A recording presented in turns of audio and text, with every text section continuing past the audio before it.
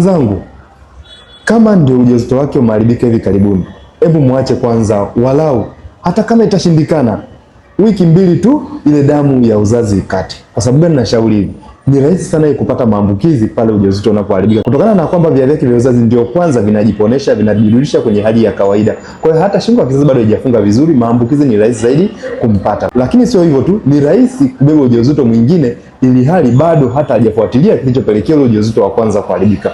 Najua kuwa unajiuliza kwamba mke wangu ujauzito wake umeharibika, anatakiwa apate hedhi muda gani? Hii huwa inatofautiana na mwanamke na mwanamke. Kuna mwingine ndani ya mwezi ule ule anaweza akapata hedhi, mwingine akakata miezi 2 hadi miezi 3 asipate kabisa hedhi. Lakini ni vizuri akaweza kufuatilia hospitali kama kuna changamoto nyingine inayopelekea ujauzito uharibike, lakini hata kama ni hedhi imechelewa, aweze kupata matibabu ya moja kwa moja kusaidia kurejesha hedhi na kurudisha mwili wake kawaida na afanikiwe kubeba ujauzito mwingine.